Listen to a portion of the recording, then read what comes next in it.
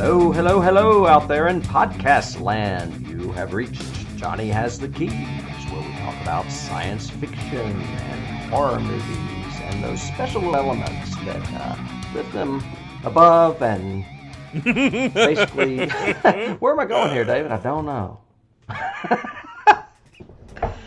Well, actually, we're talking about key elements of horror movies and science fiction that make these movies kind of intertwine and relate on a level, you know, like the Dark Tower. Ka is a wheel. Ka is a wheel. Or Wheel of Time, where everything is tavrine and it's all melded together. It's all braided together. Yeah. If you want to get really cryptic, we're trying to show the relation between all these films because they are all related. They are. And it was part of some maniacal genius from another world. It is. And we are just an experiment. We are just an experiment. True. But aside from all that, let's talk about what's been going on in our weeks this week. Yeah. What's been going on in yours? My week, heavily into theater this week, of course. I opened a show last weekend, so that has taken up a great deal of my time. But I did get to revisit the movie we're talking about today, which is good, and I had not seen it in a few years, so that was a good thing. I think I told you last time I got to catch up on The Witch. It's been on my list for forever, and I finally got to catch up on it. What else did I watch? Started watching the Castle Rock, the new one, but I've just gotten about 3 or 4 episodes in, so haven't really gotten deep into it yet, but I really, really like what they're doing and the differences between this season and last season. Yeah, I think it's stronger for sure.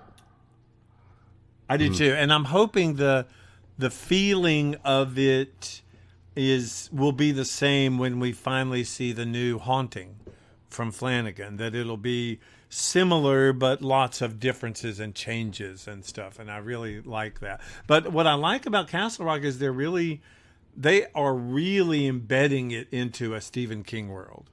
So all of these references, I mean, I'm sure you see many more than I do even, but I keep seeing, oh, that's a reference to this short story. Oh, that's from that novella. Oh, that character is from that book. And it's really cool the way they've just kind of blended it together, but it's not pointing anything out huge. They've got a little bit of... so really like the writing. Jerusalem's Lot in there. Actually, a lot of Jerusalem's Lot, but... and people coming back, but not necessarily as vampires. So you've got a little bit of Pet Cemetery in there as well. It's like, what are these things that die and come back, you know, or what? Yeah, it's got some really cool stuff going on. Yeah.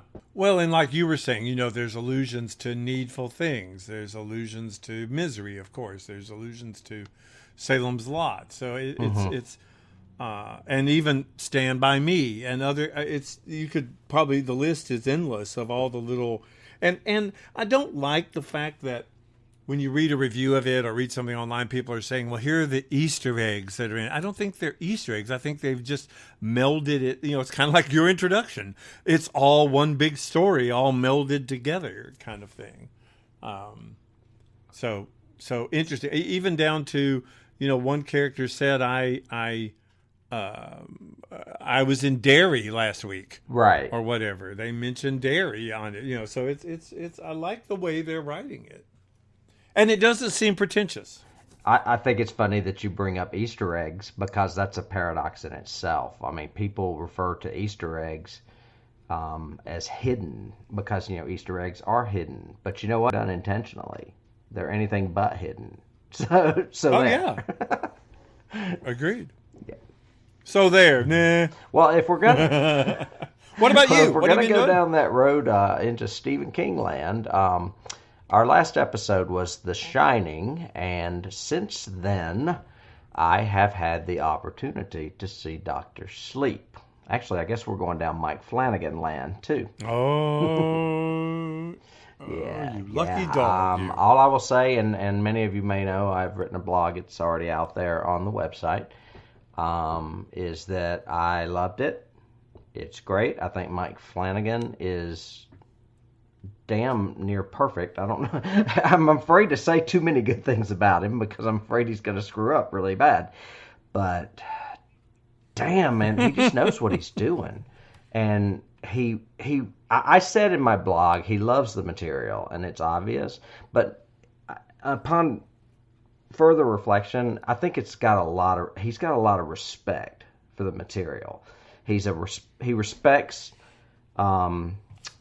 what's his face, Stanley Kubrick, as a director and the movie, in its place in history. But then again, he also respects Stephen King's feelings about that movie, as well as the fact that this is based on a novel that came out less than 10 years ago.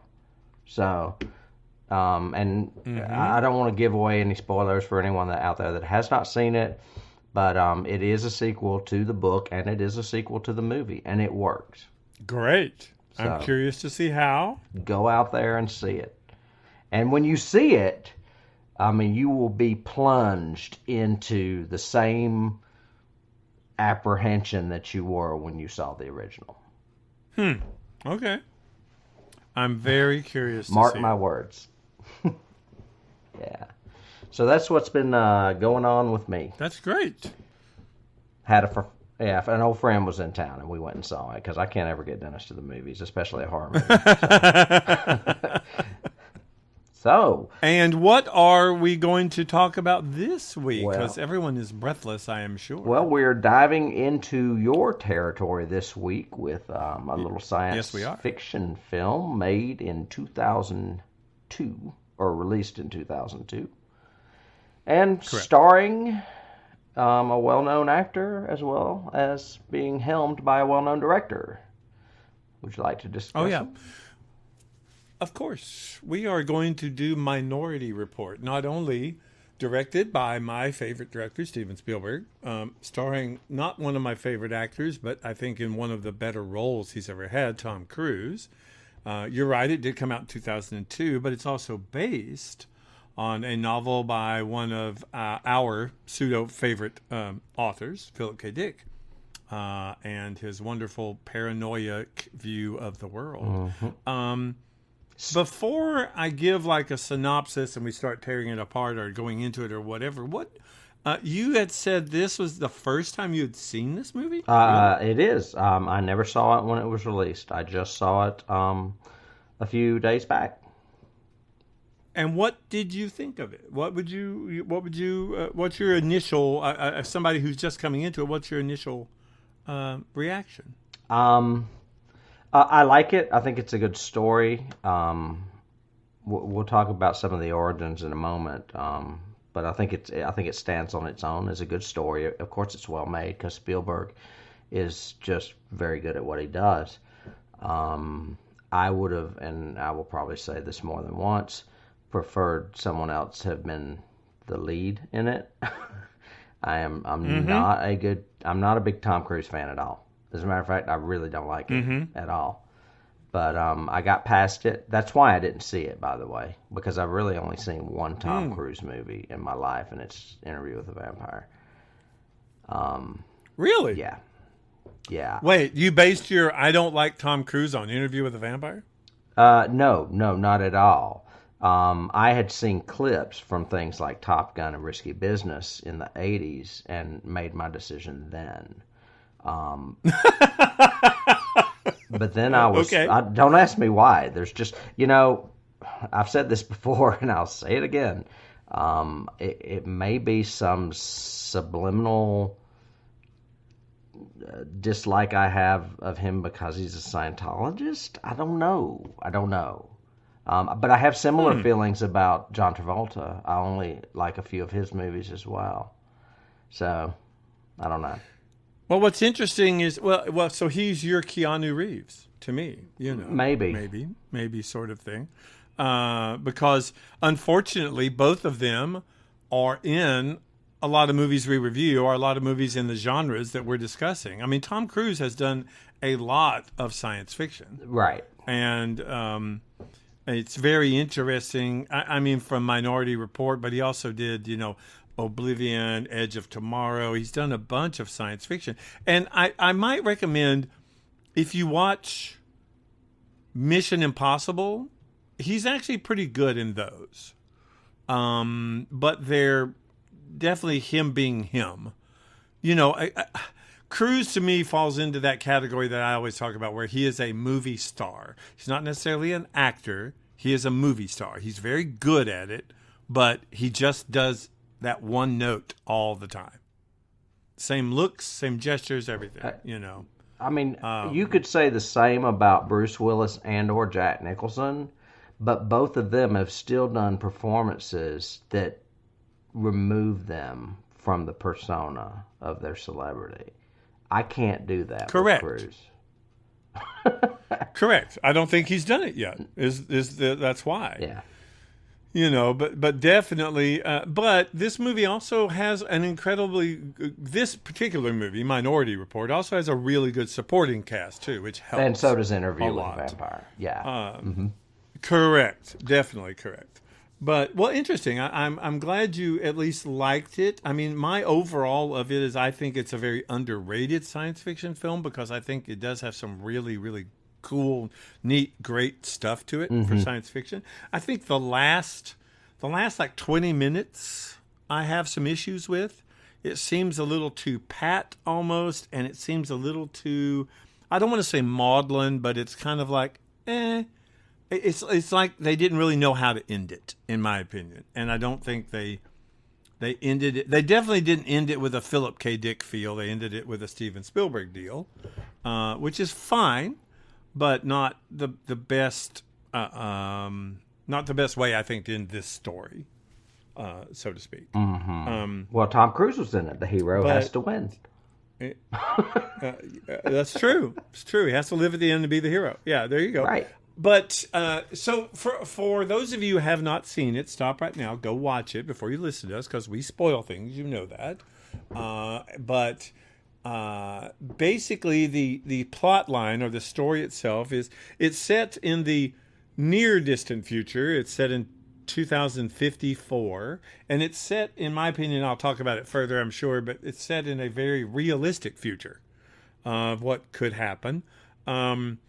But basically, it's set in Washington, D.C., and crime has virtually been eliminated in this city.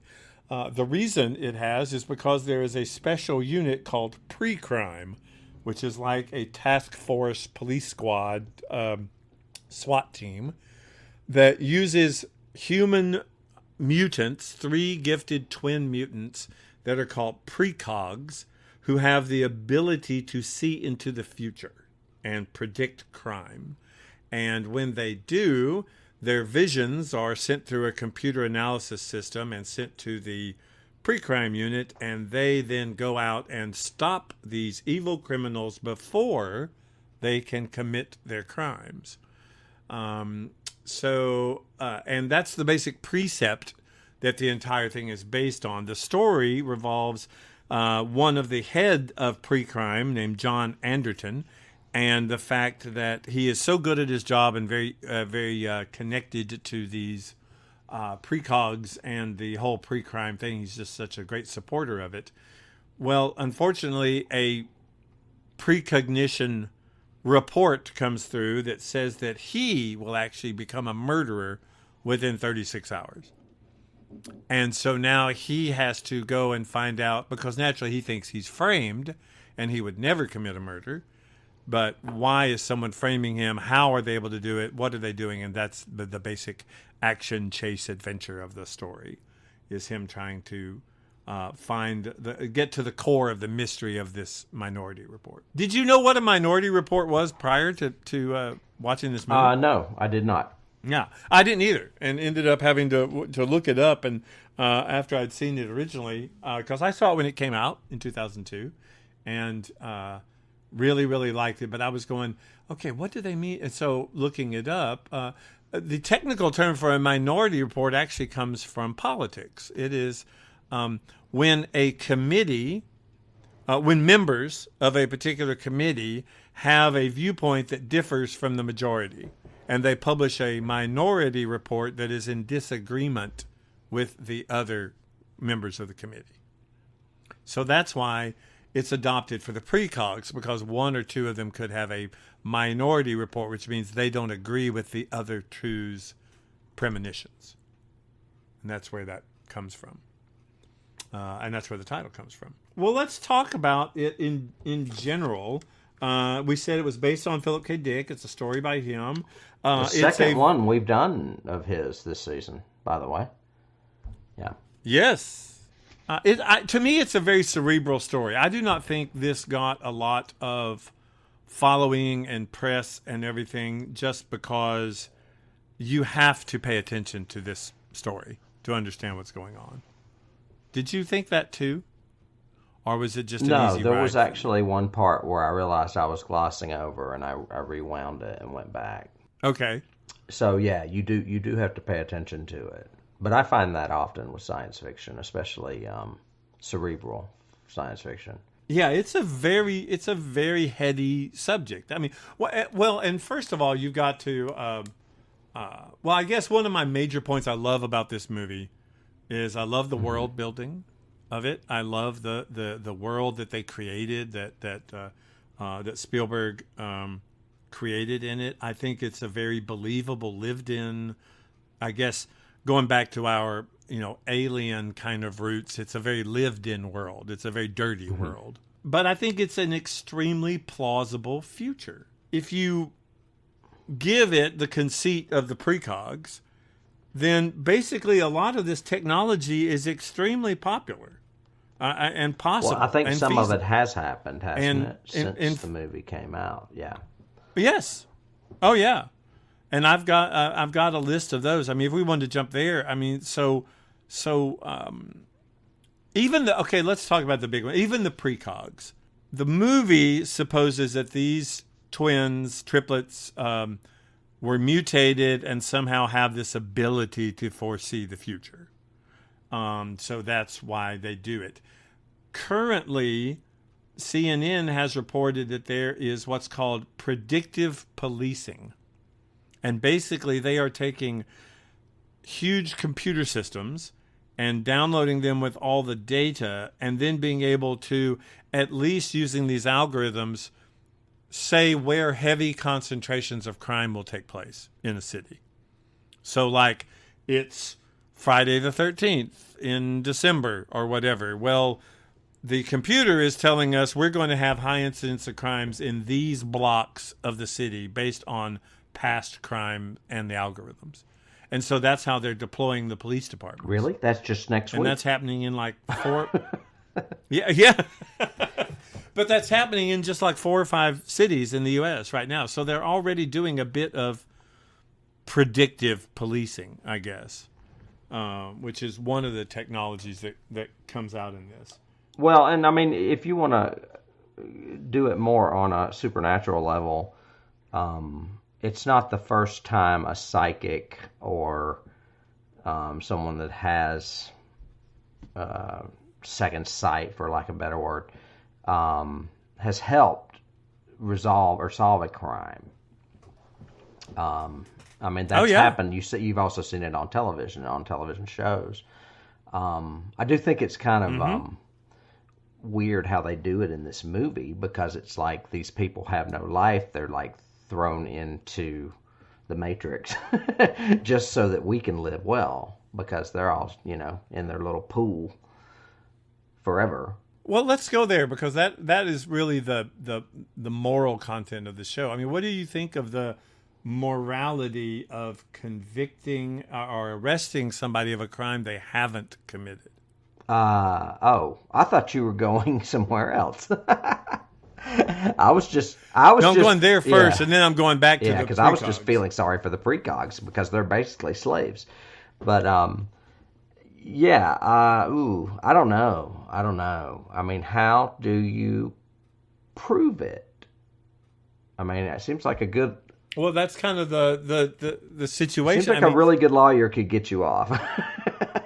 Well, but that's kind of the thing. They have to have copies of these precogs premonitions and their reporting, so that they can verify it to authorities and everything else. they discuss it in the movie, but to me they don't discuss it to the extent of the book, definitely. But they don't discuss it to the extent I think they should. I mean, they basically gloss over it with him rolling the ball across the table. For those of you listening, so Anderton, which is Tom Cruise's character, is kind of being not interviewed, but he's being watched by a new guy from the government who is planning on rolling out this program nationwide. So he's there to do an assessment, and that's Colin Farrell's character. His name's Whitworth. And Whitworth, and he's basically there to suss out the program to see if it's worthy to go national, essentially. And to and they're discussing the morality of it, the Anderton character takes one of the precog balls and rolls it across the table, and Whitmer catches it. And he says, "Why did you catch it?" And he says, "Because it would have rolled off the table." And he said, "But you caught it, so you kept it from rolling off the table." He goes, "Yes." And he says, "Just because you interrupted it doesn't mean it wouldn't have happened." And that's what PreCrime is based on. So just because you stopped the murder doesn't mean the murder would not have happened. And that's a huge leap, I think, definitely in PreCrime, I guess, but definitely in the ability to arrest somebody or convict them of a crime they haven't committed yet. It's almost like Thought Police kind of thing, from 1984. Yeah, it's very George Orwell, for sure. Yeah. So I struggle with that morality. It's one thing to catch somebody, and they kind of get away with it in the movie, I must say that. Like that first scene with the scissors and I caught my wife in bed with another guy, so I'm going to kill them both. That's the first crime that Anderton stops. But he literally catches the guy scissor-handed. I mean, he's about to kill them. That is different to me. That would mean, oh, okay, well, yeah, you really. But I assume, based on the movie, that's the way it happens a lot of times, because sometimes they said for a murder. So go back a step. These precogs, when they predict a premeditated murder, it could be days, 36 hours, 24 hours, you have a large time frame for premeditated, because obviously the person is thinking about it. But when it's a crime of passion, it can sometimes be 20 minutes. Right. From the time the ball rolls to when the crime is. So they have to act fast, and they have to get there in time and everything else. But so I guess catching these people red-handed is what they do, maybe. Mm-hmm. I mean, it seems more plausible what you started with in reality, that computers are now predicting areas where crime is more likely to take place. Well, you send more policemen there, and that is realistic. To go just walk up to somebody in their office and say you're under arrest for a murder you're going to commit next week is a little out there. So, I don't know. And I think that's the fear that Philip K. Dick was dealing with in the story, of this could be abused to the point of not catching somebody red-handed, but just saying, no, we know you're planning a murder for next week, so you're under arrest now to prevent that murder and help society, kind of thing. And that could get a little totalitarian there, which is what Philip K. Dick loves. What about going back then to your precogs thing? I agree with you. I think, how do you justify keeping these people floating in amniotic fluid or whatever it is, with no lives and everything else, just to better society? Well, the first thing that comes to mind is that there's going to be an expiration date. This isn't going to last forever. Unless you can somehow create more precogs. Right, unless you find more or breed them or something. I don't know. Right. And is that worth it? Is it worth it? The amount of crimes or the number of crimes you're committing, is that worth, keeping these people as psychic slaves almost, sort of thing? Right. Yeah. And I think they could have explored those kind of things because Colin Farrell kind of raises those arguments. His character does, Winmer. But they don't really have time to digest and talk about it because, we've got a big chase scene now kind of thing, you know? But that's the precogs. So the precogs are technology that even though it seems far-fetched, we're already starting to embrace. Several of the other ones that I wrote down were like the gesture-based computing. We're already doing that. In fact, I saw an ad for I saw an ad for Black Friday, which was essentially the glove he wears with the 3 little lights and the way you twist your hand and move and everything else. You're actually on a keyboard computing. So we have that already. Facial and optical recognition, we've got that already everywhere. I don't think it's gotten to the point that it did with all the personalized advertising and stuff, but I definitely think Google and Amazon and Facebook have the market on algorithms that target you for advertising, you know? Mm-hmm. No, I fully agree. I was even talking the other day to somebody and they said, I was having a conversation with somebody about, and I forgot what she said, but it was something. So I was having a conversation with somebody about pumpkin pies, blah, blah, blah. And then that night when I was just reviewing my Facebook, suddenly they came up with 2 recipes for pumpkin pie. And I hadn't looked up that at all online. I had just been talking about it, which means my phone was probably listening to me, you know. That's creepy. And I was going, that's probably happening anyway. You know, the FBI actually just sent out a thing I saw yesterday, which was warning people about smart TVs and the fact that probably a lot of people bought them over Black Friday, you know, on special. But be aware that, first of all, smart TVs are connected to the internet constantly. They have to be because that's why you want them, because you can get your Netflix and your Disney Plus and everything else. But most of them come with cameras and microphones, and most of the manufacturers don't care about security at all. So it could be watching and listening to you as you're watching and listening to it. So I thought, Yep, that's where we're going. You know, which again is part of this, another technology which is happening now, which is in the movie, which is that whole, you know, smart house, connected house thing. You know, an Alexa in every room. And as you go from room to room, it plays your music list with you. And you can tell it to lower the volume or to use your Nest to increase the heat in the room or to turn the lights out or to lock the front doors. And all of that is happening. But to do that, it all has to be connected. And it all has to be monitoring each other all the time. So how much privacy are you willing to give up to have that kind of, you know, convenience sort of thing? People have no idea. They don't. No. I mean, I don't. And honestly, I don't care. As long as I have, you know, what I want and it's not, you know, bothering me, I can always delete an ad or delete an email. Well, it's interesting. The first time I saw this movie, the one thing that struck me, other than the cool spider things that were crawling around, was the when he walked into the store, he gets retina scanned, and it immediately starts going, the last time you were here, you purchased jeans. We have those on sale again. Oh, yeah, that was great. And I'm going, that is so typical of what could easily happen right now. Mm-hmm. Anywhere. But I always remembered that because it is an invasion and it's not. It's marketing and it's not. It's how much are you willing to go? Yeah. You know. One of the things that struck me, and you mentioned George Orwell, and when we were talking about the notion of pre-crime and the precogs, is that this movie is a dystopian movie, but it's disguised as a utopian movie. It's like very well put. Yeah, everything is perfect because there's no crime.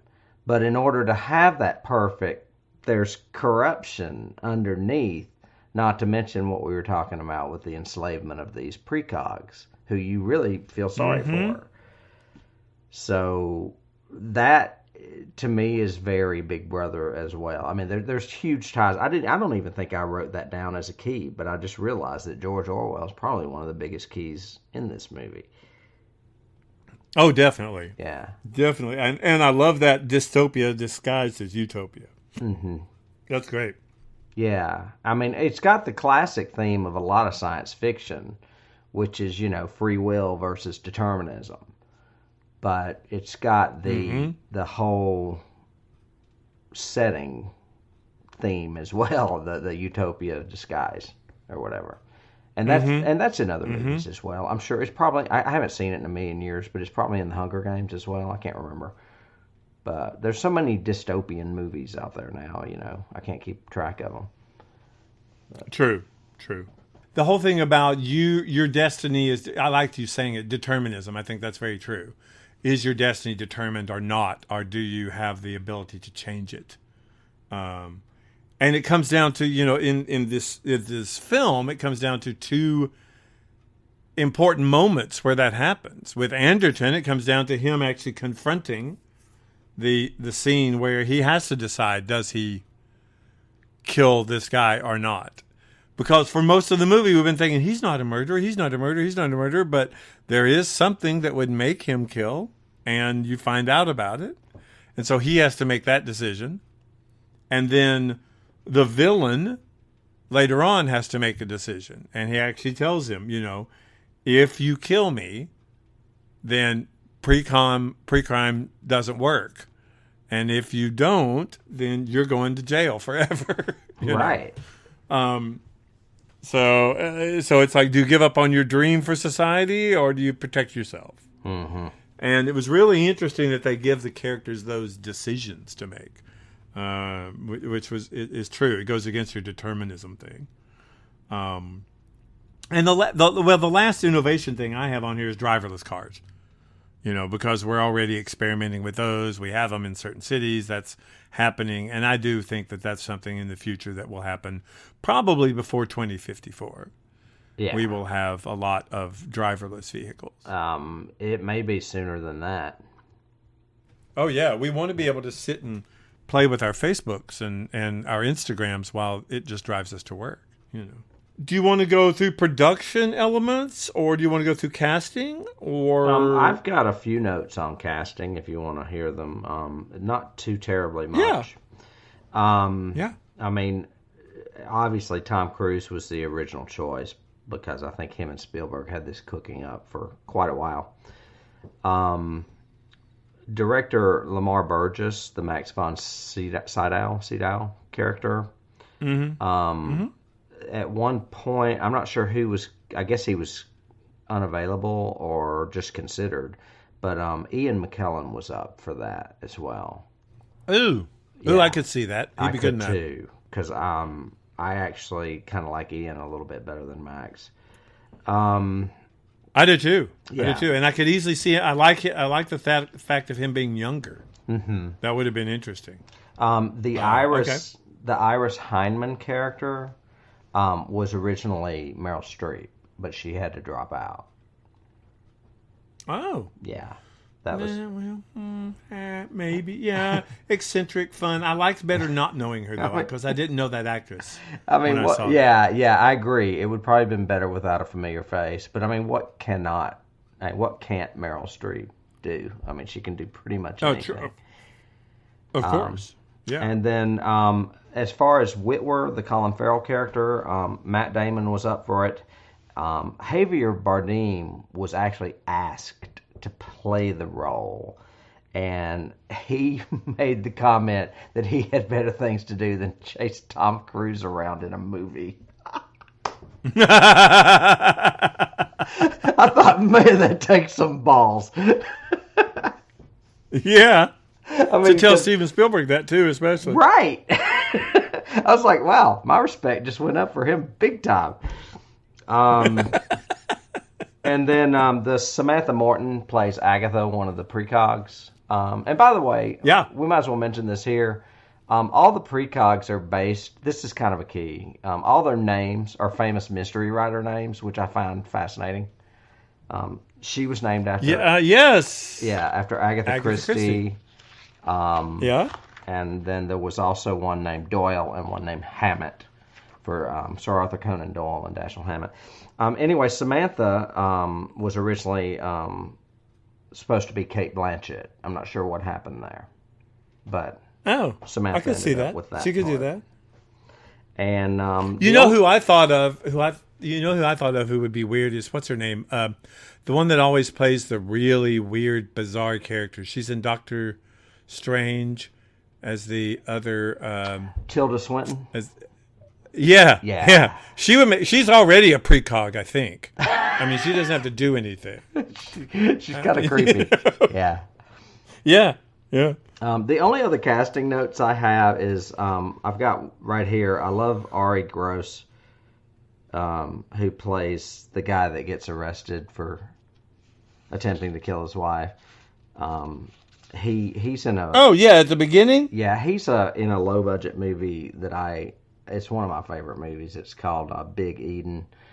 He was also on the Ellen DeGeneres show, the very first one. When she owned the bookstore, I believe. Oh, okay. Anyway, I just like that actor. And there's cameos by people in this movie as well. Cameron Crowe and Cameron Diaz are both on the subway commuter train.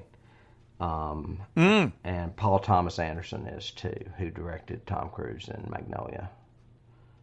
Mm-hmm. I dug those up out of trivia before I watched it. Well, my casting things are, I think Colin Farrell is brilliant in this entire movie. Yeah, he's good. I just like everything he does. I like all of his decisions. I think his line interprets are great. I just like the way he plays because he's not a villain, but he is a villain. You know what I mean? We want to root for Cruise and Colin's the bad guy chasing him, but is he the bad guy? No, not really. Yeah, and I like the way they do that. Mm-hmm. A minor character who I've always liked as a character actor in everything I've seen him in is Neil McDonough, who plays Fletcher. He's the assistant to the PreCrime guy. Oh yeah. To the PreCrime division. Yeah, I like great actor. I've always liked him in everything. And then Ivana I've got listed as Jessica Capshaw, and that is Spielberg's stepdaughter. Right. She a little bit of nepotism there. Nah, if they're talented, you can use them. And then my last one is another character actor I like a lot, who just is creepy as hell in this, is Peter Stormare, who plays the doctor that does his eyes. Mm-hmm. Creepy dude. He's just really creepy. And I like the way that scene is done. It's a middle mark in the movie, but it's like you don't know whether it's almost like it's set up as a horror movie. You think something really hostily bad is going to happen here, and you don't know when it's going to drop. Well, and I mean, talk about almost. Here comes another key just leaping out of me, but it's like the whole the eyes scene. Isn't that from Blade Runner? I do eyes. What did we watch recently? Oh yeah, it is Blade Runner. Yeah, Blade Runner. So that's just another direct relation, because you got scenes with people that specify in eyes, or specialize, not specify, specialize. The big key that comes from that scene, though, is Clockwork Orange, because it looks like the same things that they use to keep Alex's eyes open while he has to watch the desensitization training. And that's what holds Cruise's eyes open or Anderton's eyes open. Right. And that was definitely a key for me. Well, and we know King is a big Kubrick guy, too. I mean, not King, excuse me, Spielberg. I'm all over the board, man. Yeah. But because Spielberg directed his last movie. Got my Stevens mixed up. Yeah. So let's talk about the direction. I think this is one of Spielberg's stronger films directorially. I think his pacing works really well for it. I like the fact that he used Janusz Kaminski, his cinematographer again, the one that he's done so much work with.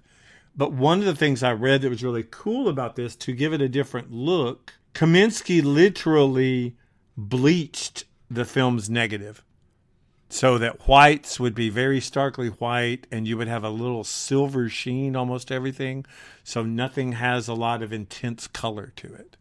I thought that was very interesting technique. I don't think I've ever heard of that technique being done before, but it definitely shows in the film. The film has its own visual look to it. Yeah, it looks a little washed out. Yeah, for sure. Right, which gave it like a modern film noir kind of look. You know what I mean? Mm-hmm. It wasn't like it was lit like a black and white one, but it was very similar in style to a film noir with all the whites being so saturated. Yeah, it's one of those things where the technique is actually a character in the film almost. We've talked about that with settings and music and film stock or what have you.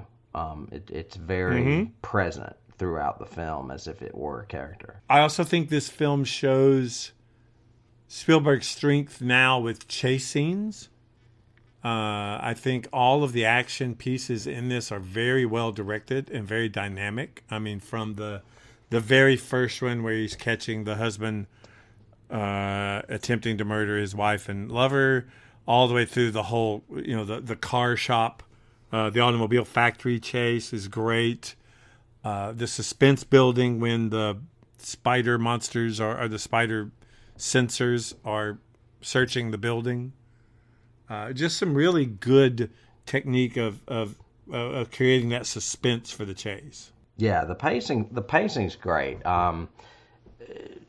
When you say it's one of his better movies, I mean, I've seen a lot of Spielberg movies. I've seen a lot of the older ones. That's another reason why I probably haven't seen this one, because I haven't seen a lot of the latter ones. But I would say, even though the ending is what it is, it's not as smarmy as some of Steven Spielberg's stuff. I mean, there's no kids. That's one thing that's missing from this film. That's great. There's no fucking kids that should be dead or killed that live, like in Jurassic Park. So, okay, but I mean this. But I put this in his more mature category. So this is like Schindler's List, or Amistad, or Saving Private Ryan. You know, that whole. Okay, I've seen two of those list. Did you see Bridge of Spies? No. Is that him? This reminds me I've never even heard of that. This reminds me and feel a lot of Bridge of Spies. It's Bridge of Spies is about a double agent during the Cold War. And it's really well done, a very, very well done movie. When did that come out? It's been recent, so maybe 12 or 13. Okay. I have never heard of that. I think his last movie was The Post, the one that was all about Watergate and do you publish the another one of his adult drama things, no kids. No fantastical elements to it, sort of thing. So yeah, I would recommend Bridge of Spies if you like. I'm going to say the last adult film of his I saw was probably Private Ryan. Did you see Amistad? No, I have not. Okay. Amistad's good. Munich's good. I mean, he's in that phase now, I think, where he's into the much more mature subject matter, much more adult storytelling. Lots of tragic elements to it, and away from the absent father, kids who are all geniuses who live through everything, kind of what his career started with. So yeah, but he's always been a brilliant storyteller. He has, and I like I said, he's my favorite director ever, just because of his quality of work. No, I don't think he's as, quote, artistically cinematic as Kubrick, but I think he's got some iconic imagery and some great storytelling and some incredible cinematography that he's got in his career that rivals Kubrick and rivals Hitchcock. So I really like the direction of this. Yeah, I mean, I totally respect him. There's just some that There's some elements of him I don't appreciate as much, and it usually involves children.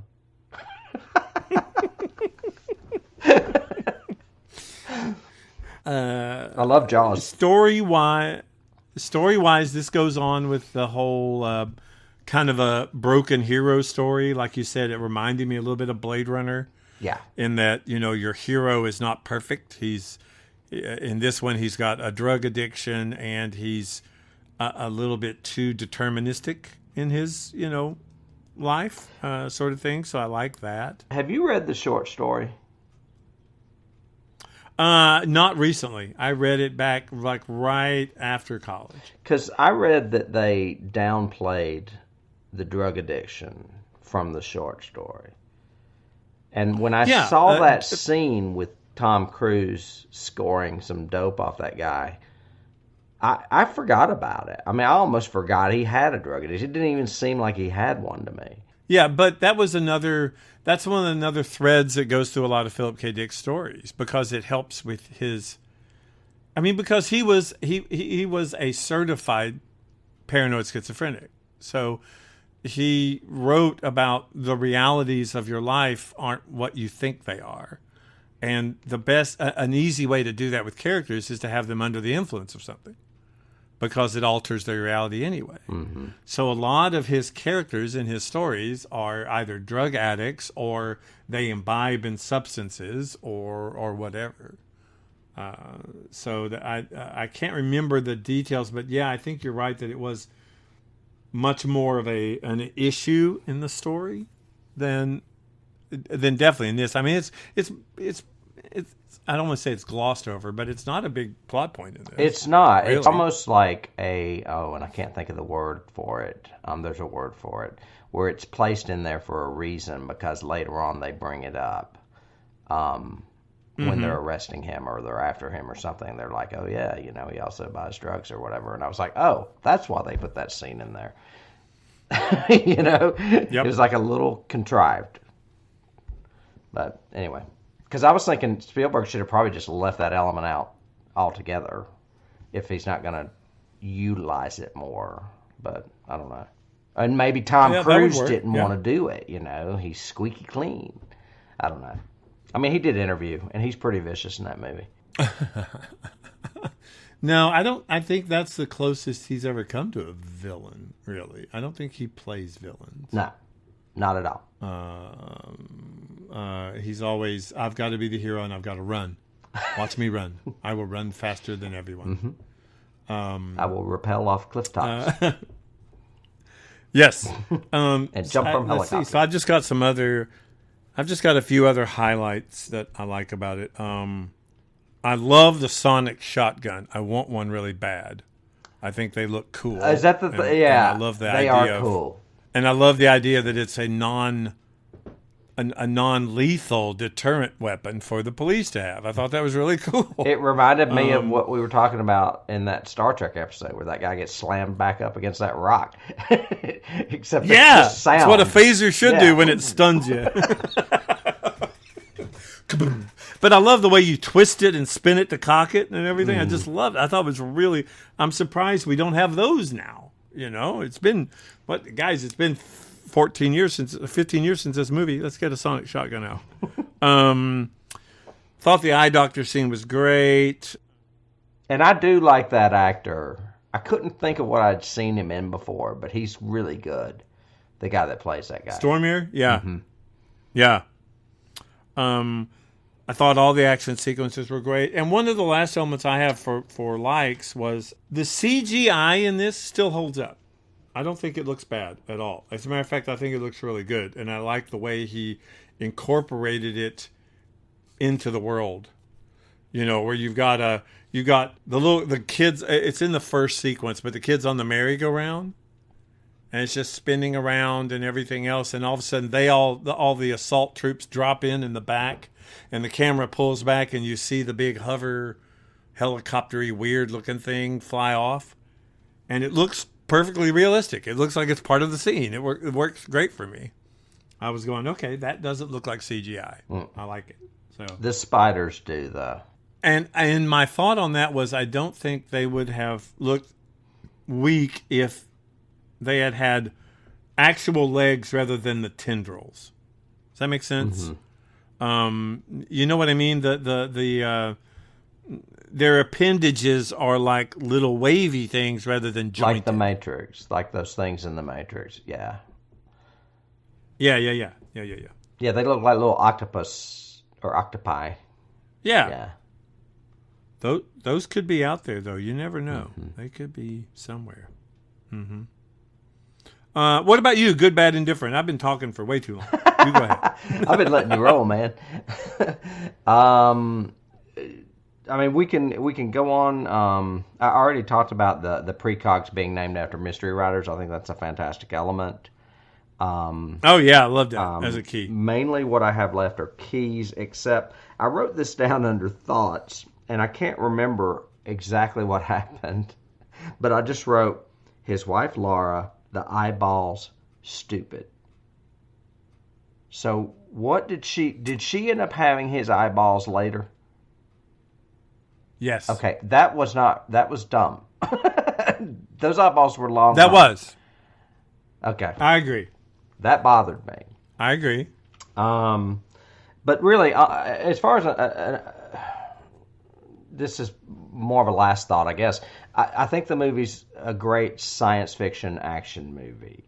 I think the cast is very strong. The elephant in the room for me is Tom Cruise, and it's always gonna be. So just remember that if we ever do another Tom Cruise movie. And I plan on doing Interview. We're gonna have to do that one because I love that book too much not to do that movie. But right. I would have probably enjoyed it much more had he not been in it. Well, as I always feel when I watch anything with the surfer dude. Right. I mean, and I'm not too distant from that guy either. I mean, I'm not too distant from your feelings with that guy either. I'm not a big Keanu Reeves fan either. Right. But The Matrix is a pretty good movie. Yeah. Yeah, and it's the way I feel about this one too. I mean, and like I said, I can tolerate Cruise as the movie star he is, and just playing that character. And he usually has he is powerful enough to select and work with good directors and writers. So I think that helps him a lot in projects he does, whether it's Magnolia to Mission Impossible, any of that. He's got some good people around him. It's just that, you have to take Cruise with the movie, right? He's part of it. You're stuck so with there's it. that. Yeah, I mean, I want to see most of Stanley Kubrick's movies, but I've never watched Eyes Wide Shut because he's in it. Yeah, but so's Nicole Kidman, dude. Yeah, I mean, come on. Well, never mind. But that's why I watched it. But you should watch it just for the cinematography alone. It's very well filmed for Kubrick. It's definitely you'll definitely see all the Kubrickisms. Yeah, I really want to see Barry Lyndon. Job. I've never watched Barry Lyndon. I think I'm going to watch that. Barry Lyndon's, yes, it's wonderful. Have you seen Full Metal Jacket? Yeah, I have seen that. Okay. And of course, Clockwork and Shining. Of course. So. Okay. Well, that's what I've got. Let's talk about some keys then. That we've already talked about a bunch, but I know that. Yeah, we have. There's still some. But out there. There are plenty out there. What you got? Well, what do I want to start with? This movie was. The screenplay, I mean, it was written by Philip K. Dick, but the screenplay was by a guy named Scott Frank. And Scott Frank also wrote the movies Dead Again and Malice.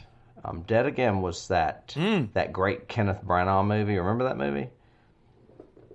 I think we may have seen it together. Oh, yeah. Yep. Well, he threw things in this movie as his own keys.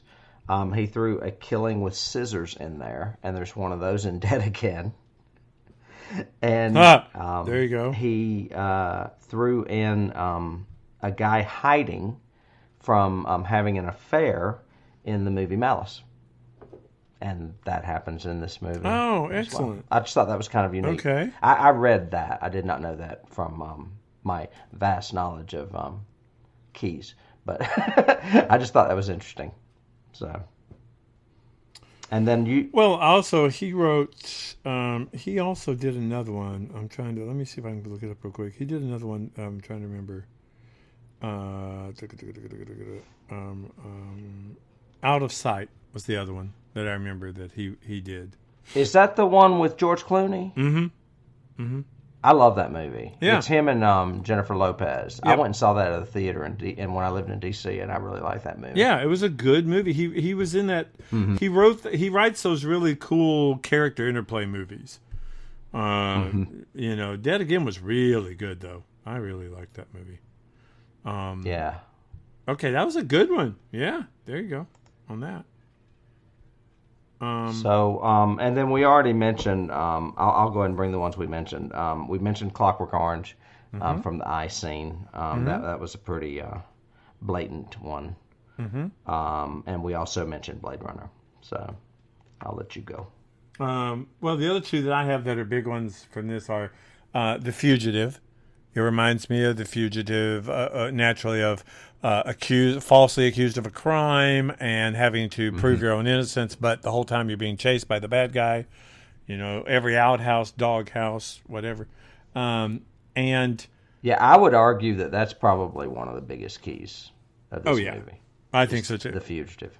And there's a lot of feel of Total Recall to this movie, which is another Philip K. Dick property. But it just has that. And you know, we really haven't even talked about that.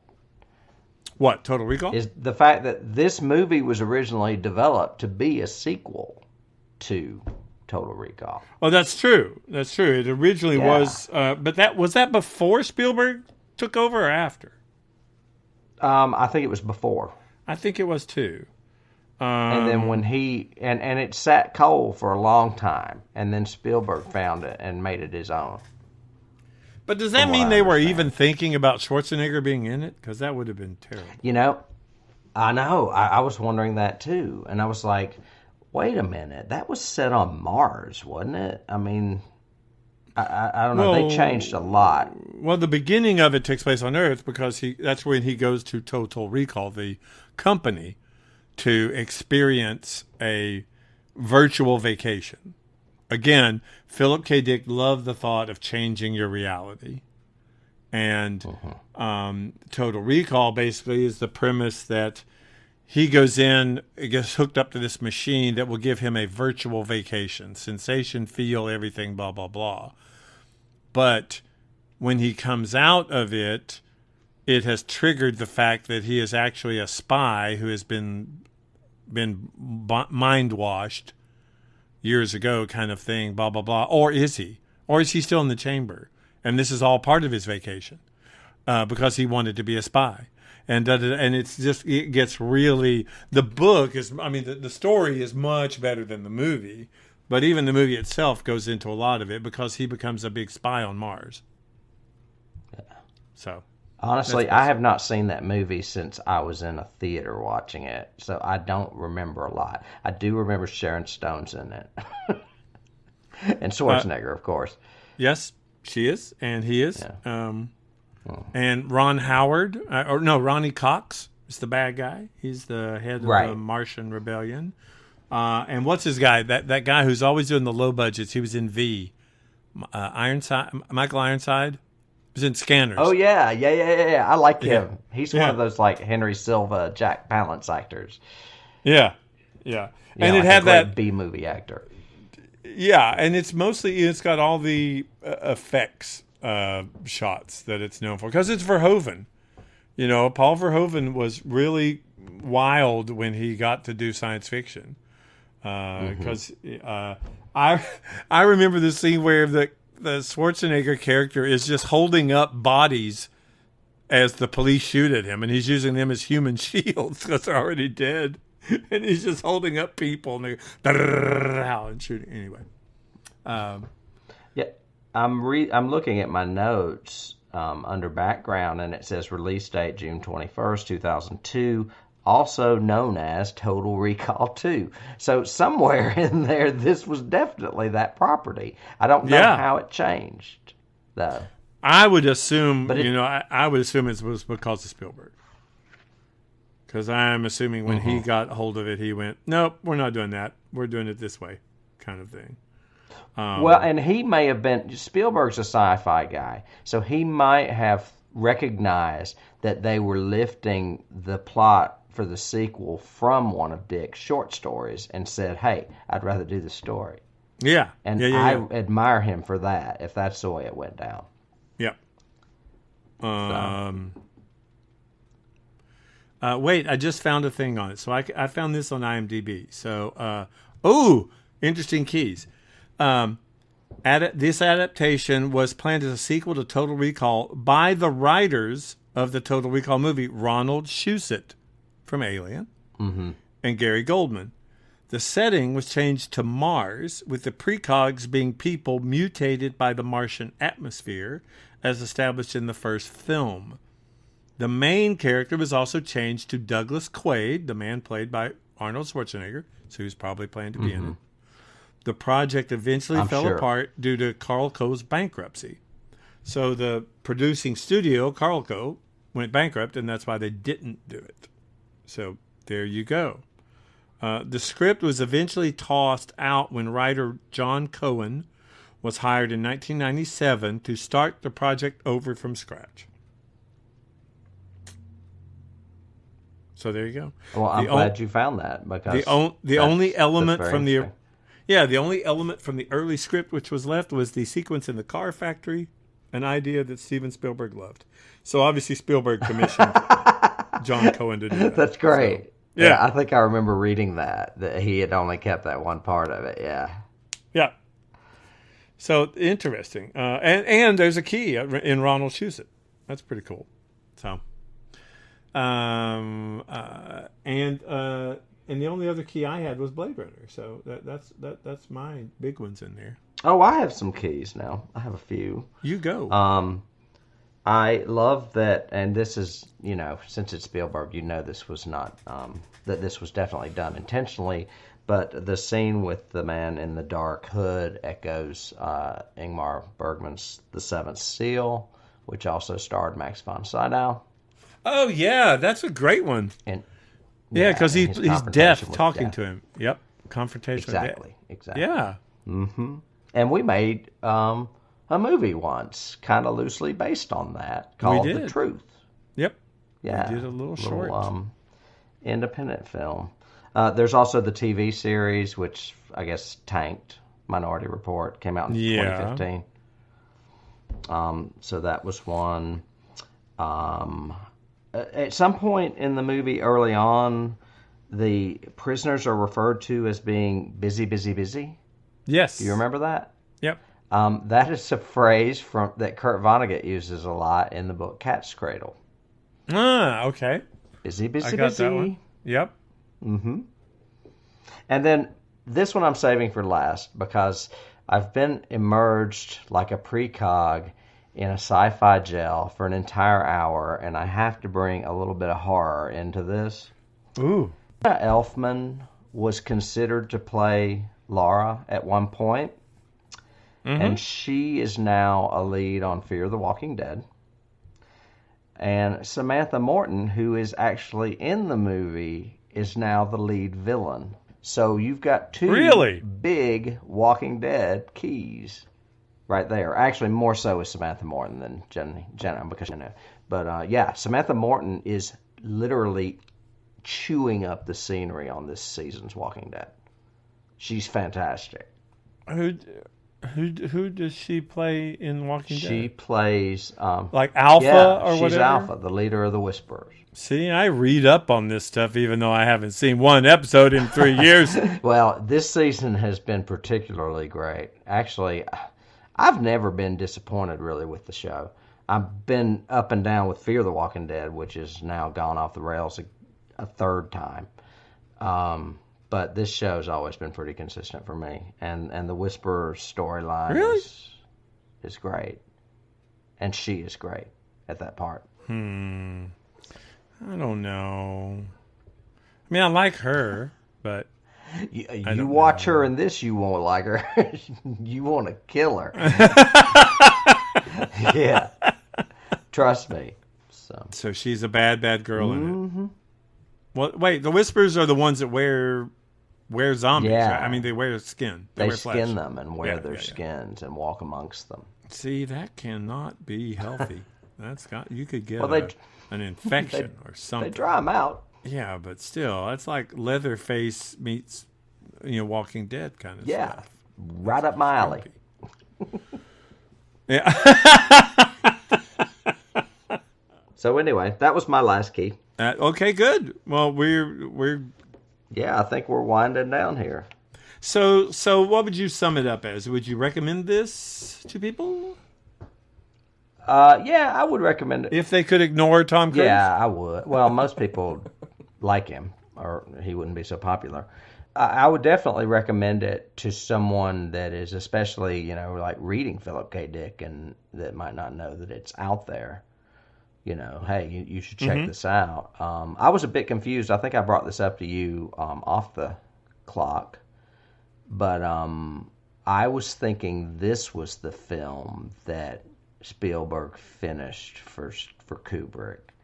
And now, upon watching it... No, that was AI. Yeah, I realize now that it was a different movie. So I went into it thinking, this was going to be a Kubrick movie. And I was like, wait a minute. But yeah. I mean, I would recommend it. It's a good movie. It's a popcorn movie. It's a good popcorn movie, for sure. Great pacing. Yeah, I do think it's a good chase movie. Good pacing all the way through. I'm the same way. I would definitely recommend it. I think it's one of Spielberg's good, mature films and works for that in that regard. And I do like the science fiction elements of it. It again, it's going back to my thing of science fiction of, does the science help tell the story? And naturally, for a science fiction film, this one does. It's based on a bizarre premonition science, and then is supported by all these really cool innovations, which are coming true today. So there you go. I was not bored. Cool. Well, thank you so much for doing it. And we've got a science fiction out of the way. And next week, I think we jump back into the horror pool of blood and other Yes, actually, we are going to jump back to the same year for 2 episodes in a row. The year is 1953. So, for any of you out there, you might want to do a little research on sci-fi and horror in 1953. Maybe you'll figure out what's coming up. Tim, thank you so much. I appreciate it. Yeah. Oh, and by the way, everybody out there, please go rate, and review us on your podcast app of choice. That helps lift us in the rankings so that more people are aware that we exist and can help us keep motoring on. And thank you so much, and please do that. Yes, any little review or a like or a thumbs up helps us. So thank you. Yeah, and I will be seeing you here next week.